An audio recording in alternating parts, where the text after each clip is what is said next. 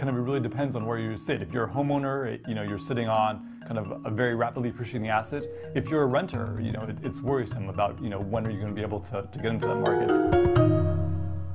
From King 5 News, this is the Sound Podcast. I'm Ryan Takeo, and we are right now taping on location on the 31st floor over at the Russell Investments building, talking to Aaron Terraza, senior economist at Zillow. Thanks for being here. Thanks for having me, Ryan. So you had this report that was released this morning that talked about home appreciation in Seattle city limits. And in it, it says that homes are appreciating about $54 per work hour. That's right. So what does that mean? That seems like a big number. Well, we all know that the Seattle real estate market is appreciating very quickly, kind of one of the hottest in the market in the country right now. And when you actually break it out by every hour that you're at work, at the office, your home, if you're a homeowner in the city of Seattle, is gaining essentially $54 for every hour you're at work. So you can kind of think of that as similar to an hourly wage. Your home is earning $54 an hour. So this is something that you came up with, basically taking, from talking to you earlier, this is the median appreciation in the city. That's for right. Over what time period? Over the past year, so February 2017 to February 2018. Okay, and then divided it by the work hours? The number of working hours in a year, that's 2,087. According to the federal government, you have to account for holidays and things like that. 2,087? Huh. Yeah. I guess I never tracked how many hours I worked. For you, it's probably a lot more. I think so. Yeah, thanks, man. You could give me a raise. Yeah. I got this question because we've been talking about it this morning. It's been a talker, as you know. That sounds like a big number. Is that healthy?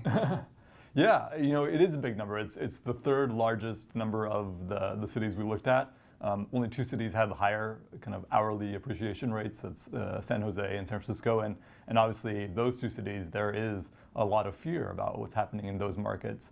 And as to what's healthy or not, it's hard to say. We know there are a lot of factors driving the Seattle real estate market right now.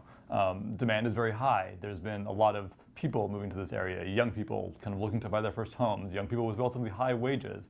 At the same time, supply is tight. Home building has remained low. Sellers are reluctant to sell because they're afraid to jump in to what's a very competitive housing market.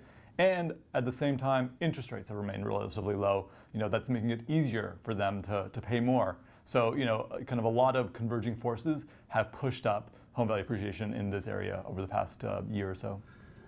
So I'm a renter. Right. You a renter? I am, yes. Okay. Yeah. So it kind of pained me to write this story up last night as we were kind of getting ready for its release this morning. Yeah. Because I just thought, man, there's all this money to be earned out there, and I mean, you hear the other side of it too, of people being house poor or whatever it is, but it seems like it's a good market to own. So is this to be celebrated? Well, as you noted, it really depends on where you sit. If you're a homeowner, you're sitting on kind of a very rapidly appreciating asset. If you're a renter, it's worrisome about, when are you going to be able to get into that market. And it's important to keep in mind, we talk about this $54 an hour in the city of Seattle. That's home equity. That's not cash that goes into your checking account. It's not like you're going to be able to go out tomorrow and buy a car with this, or you're spending on going out to dinner or on a vacation. This is home equity that you will build up over time, and ultimately, eventually, when if you're an owner and sell your house, you'll pay taxes on those capital gains. Pay seller fees when you do sell. So it's not exactly cash in the bank. Yeah, I mean, I get that, Yeah. But if I own a home tonight, I'd probably go out for a $54 steak dinner. Yeah, not just tonight. So it does, though, bring up the question of, to earn the equity, you got to sell, which means you got to buy. That's right. Somewhere else, or you just move, right? Right. But take me through that tension there. Yeah, so we do know that one of the reasons inventory is so tight in this market is that sellers, people who have owned their home for a long time, are hesitant to jump into the market, because if they're becoming a seller, they're also going to become a buyer. And they've heard stories about how competitive the housing market is, how quickly inventory is moving.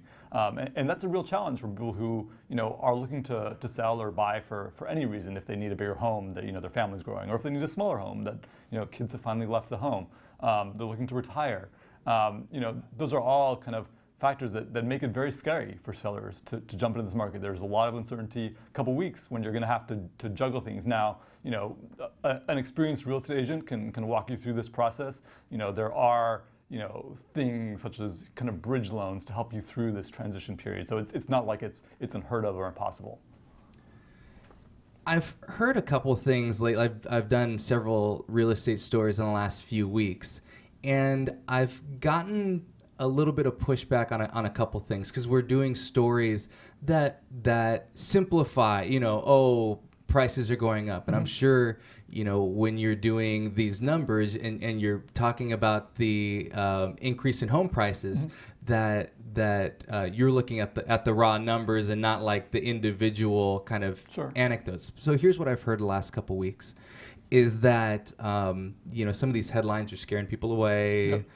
And that there's buyer fatigue out there, and so you might not have people wanting to get into these situations where they're actually going back and forth and trying to one-up each other. Yeah, so you're talking about people worried about getting into a competitive offer situation. Yeah, potential right. Buyers maybe sitting on the sidelines a little bit longer than they would have otherwise. Right. Yeah, and I think that is real. That said, overwhelmingly, kind of research shows that what motivates buyers, certainly kind of the competitiveness of the market, makes them kind of a little bit queasy. But people buy when life changes are happening, because they've gotten a new job, because their family's expanding, and so at some point, it's not necessarily the first kid, but often kid number 2 or 3 when renting just doesn't make sense anymore. If you look at kind of rents for larger homes, it's often kind of comparable to buying kind of further out in the suburbs. So those are the big decisions that are driving people to buy and ultimately make that decision when they have to. But you're right, I think this kind of the psychology of this market is very real for a lot of people, and people are living this day to day, particularly renters, who are worried about, will I ever be able to buy a home? They probably still want to buy a home someday. So when you're looking at the numbers, and do you take any of that psychology into account? Does that at all distort what's going on, or you just see the numbers? We see sales prices and estimate home values. Again, estimates for whether the home is on or off the market. So no, we can't tease out how much of it is driven by an individual person's expectations about what's going to happen. But the kind of a lot of economic evidence does suggest that expectations are a big part of what drives markets. So let's talk about from the renter's perspective, because I feel like we have a kinship now that we're both renters, because I have seen some at least hopeful headlines recently about the increase in supplies in apartments in the area, and forecasting this out a little bit, what do you see as far as what renters are facing? So we have seen a pretty sharp slowdown in rent appreciation in the city of Seattle over the past year. If you look at rents, multifamily rents, apartment rents in the city of Seattle, a year ago they were growing at 9%, now they're growing closer to 2%. By contrast, the areas of kind of greater Seattle where we're seeing the fastest rent appreciation are those further flung outlying communities. Tacoma, as far down as Olympia, places like Tukwila and Kirkland are seeing really kind of rapid apartment rent appreciation. The rent appreciation in the city of Seattle has slowed pretty sharply. We know that's driven by all of the supply that we're coming online, and slowing rent appreciation is not the same as declining rents. It still means that rents are more expensive than they've ever been. But at least they're not increasing at the clip that they once were. It's in the single digits. I think it was the forecast was like 5 or 6% for this year, something like that. As far as from the renter's perspective, you say it's gone so high, so that's why it's part of the reason why the appreciation, the price increase isn't as high. It's really tough to set aside this down payment. Yeah. So it seems like as these housing prices are going up, it's good for the homeowners, except for like the property taxes and all these other things. But from the renter's perspective, it seems more and more out of reach. The higher home prices get, the harder it is to save for a down payment, particularly if you're a first-time home buyer. If you're a repeat home buyer, obviously you do have that equity that you're cashing out in your previous home. But if you're a renter trying to save for your first down payment, in the context of quickly, rapidly rising rents, being able to save enough, in this area with a median home value of over $600,000, assume a 20% down payment, that's $125,000, $130,000 that you need to have cash in the bank, before you buy your first home. Now, 20% is not always necessary. There are plenty of home buyers who buy with 10% or 5% down. Or even less. Or even less. There are special situations as well. So that's important to keep in mind. For many people, a down payment is a psychological barrier, but it doesn't have to be.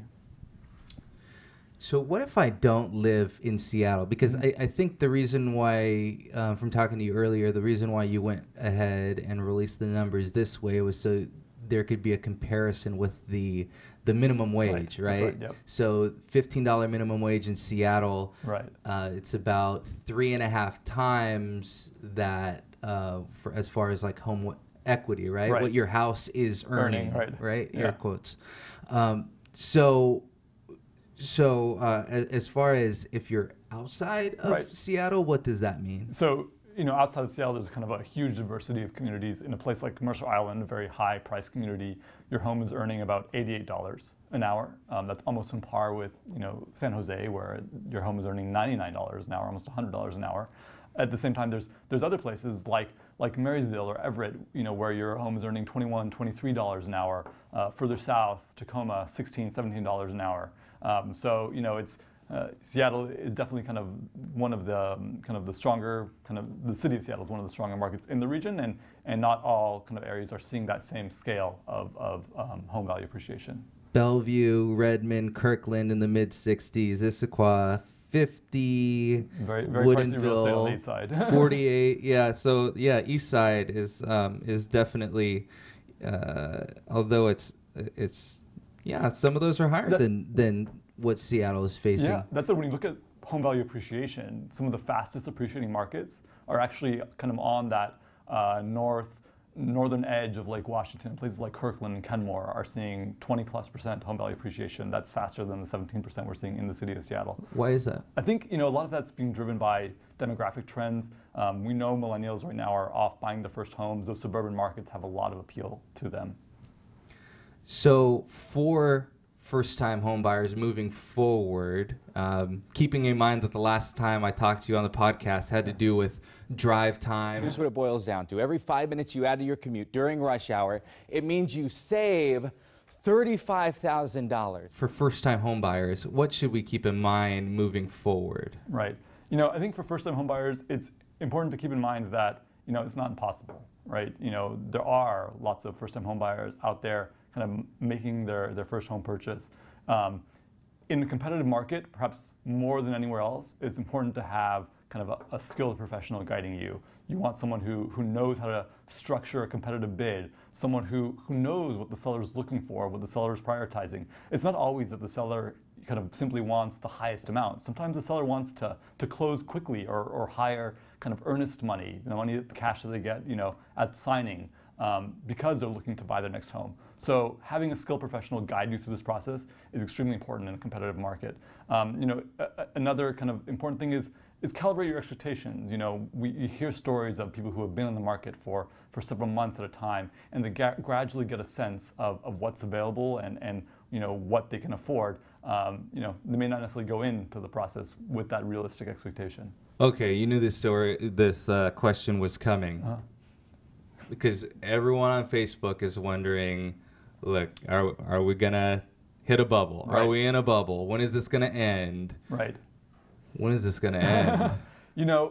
I think it's important to be careful what we mean by a bubble.